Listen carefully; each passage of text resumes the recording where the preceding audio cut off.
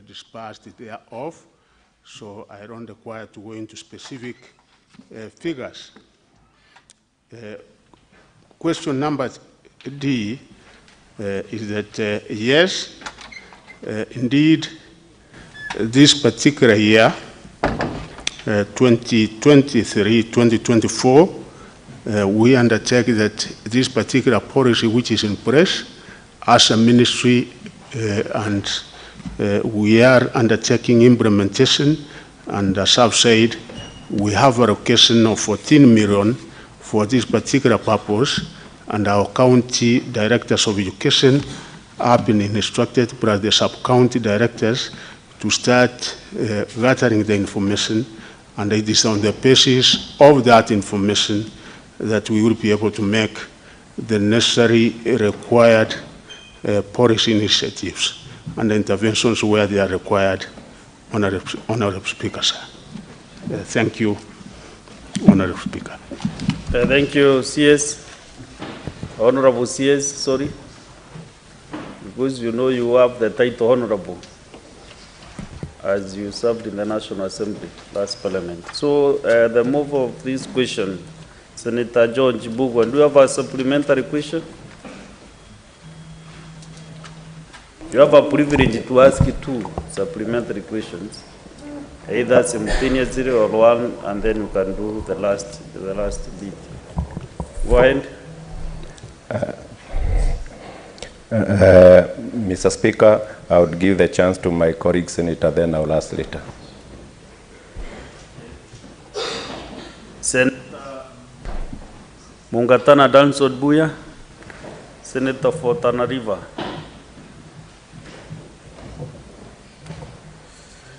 Thank you, Mr. Speaker, for giving me this opportunity. Mr. Speaker, I want to first of all acknowledge the Honorable Machogu because the kind of work he's doing, and he's been up and about. We congratulate you for the work you are doing.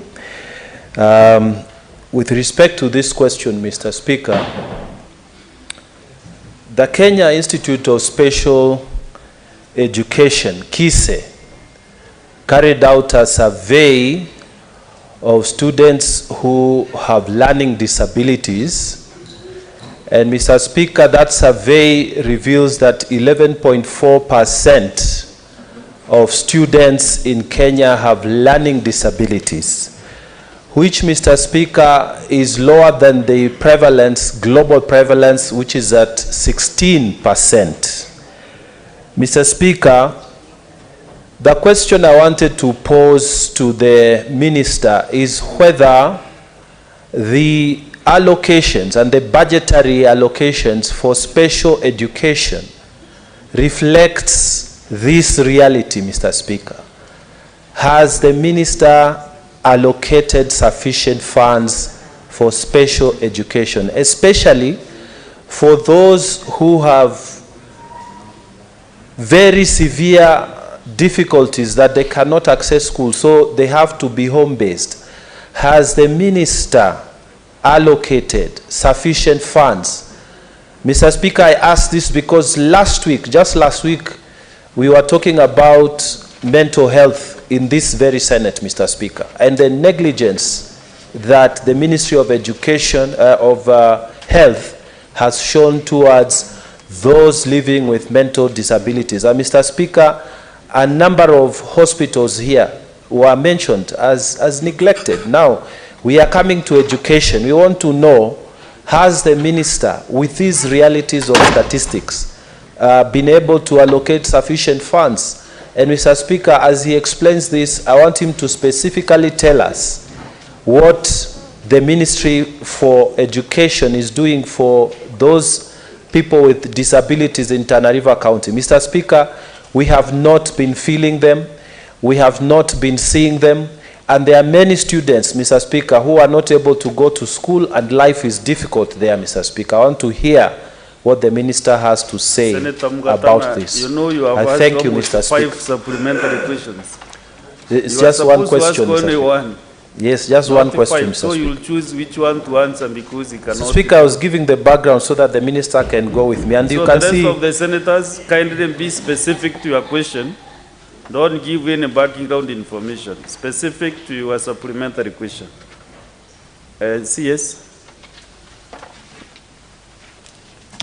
Yeah, thank you, the honorable member from Tana River. I take note of the question, honorable speaker.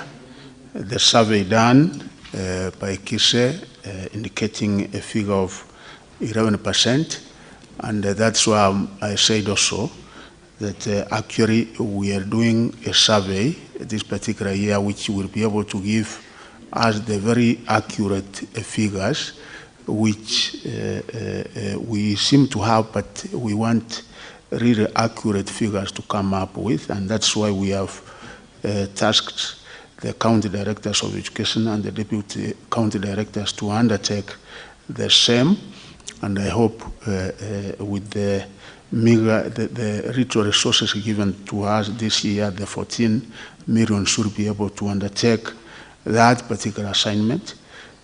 Home-based care, I must admit, Honorable Speaker, that yes, we have not really been very effective in this particular area, and that is an area that we want to move into moving forward, because what we have done well is those educational institutions based, such that the disabilities, the number of cases, we admit them in these institutions, but we are supposed to go further than that, and as the policy says, we cater for those home-based, and that is why we are carrying out that particular survey. Allocation funding, yes, you know, out of the capitation that we give, if it is in junior secondary, the 15,040 is for a normal child, but